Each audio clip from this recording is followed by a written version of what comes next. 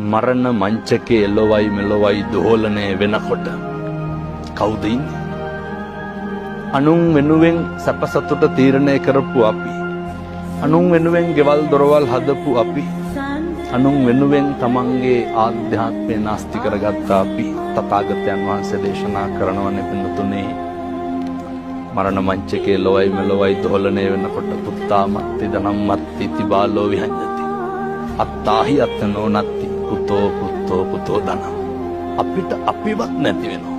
මරණානුස්සති කමඨහන් දේශනාවේ තථාගතයන් වහන්සේ බොහොම පැහැදිලිව දේශනා කරනවා.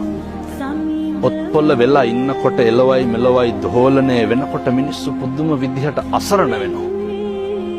එතකොට කිසිම කෙනෙක් තමන්ගේ ශක්තියට තමන්ගේ හේවණල්ලට නැහැ. ඒක තේරුම් ගන්නට තමයි උන්වහන්සේ මරණානුස්සතිය දේශනා කරේ ජීවත් වෙලා ඉන්න කාලය තුල. මිනිස්සුන්ට පුළුවන් නම් මේ කාරණේ ජීවත් වෙලා ඉන්නකොට තේරුම් ගන්න. මිනිස්සු අතින් සිද්ධ වෙන අකුසල් ප්‍රමාණය ස්වල්පයි.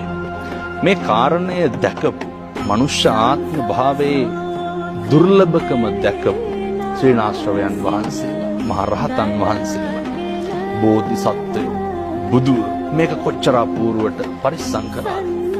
මෙහෙම දේශනා කරන්නේ මේ මනුෂ්‍ය ආත්ම භාවයේ තියෙන දුර්ලභකම නිසාමයි. එක වචනයකින්වත් සංසාරය දිග්ගස්ස ගන්න හොඳ නැහැ.